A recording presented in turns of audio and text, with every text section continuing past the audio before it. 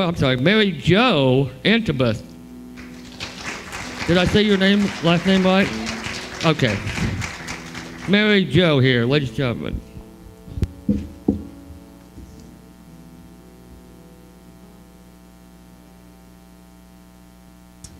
I thank you for letting me do this. I really appreciate it. I hope they can be of some value to you. I am a Hoosier, and one of my favorite poems, we were all raised on James Whitcomb Riley, of course. He was the Hoosier poet. And when we traveled a lot with him, we went by car when we were kids, and my dad liked to recite poetry, and this was one of his favorites. And I learned that I don't trust myself anymore. Anyway, the poem I'm reading tonight is Little Orphaned Annie, written in 1885 by James Whitcomb Riley, who was known as a Hoosier poet. He wrote in the dialect of the common man of the era.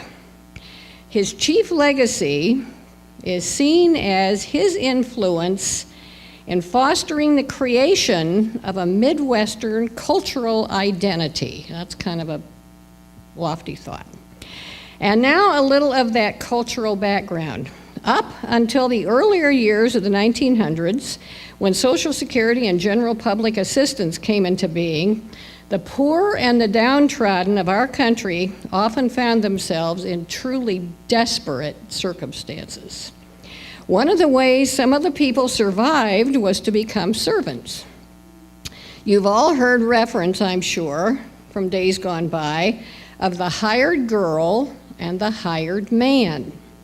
These were folks in general who lived with families other than their own, were provided free room and board, were given a small wage to do tasks required by their circumstances. Everything from baking the bread to milking the cows. Some of the hired girls were quite young, say 9 on up, as was no doubt our little orphaned Annie. Little orphaned Annies come to our house to stay, to wash the cups and saucers up and brush the crumbs away, and shoo the chickens off the porch and dust the hearth and sweep, and make the fire and bake the bread and earn her board and keep. And all us other children, when the supper things is done, we gather around the kitchen fire and have the mostest fun a-listening to the witch tales that Annie tells about, and the goblins that get ya if you don't watch out. Once there was a little boy who wouldn't say his prayers. And when he went to bed at night away upstairs, his mammy heard him holler and his daddy heard him bawl. And when they turned the kivers down, he wasn't there at all. They seeked him in the rafter room, the cubby hole and press. They seeked him up the chimbley flue and everywheres, I guess. All they ever found was just his pants and roundabout. And the goblins will get you if you don't watch out. And one time a little girl would always laugh and grin and make fun of everyone and all her blood and kin.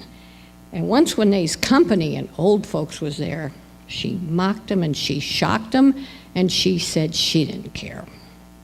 And just as she kicked up her heels and turned to run and hide, there was 2 great big black things standing by her side.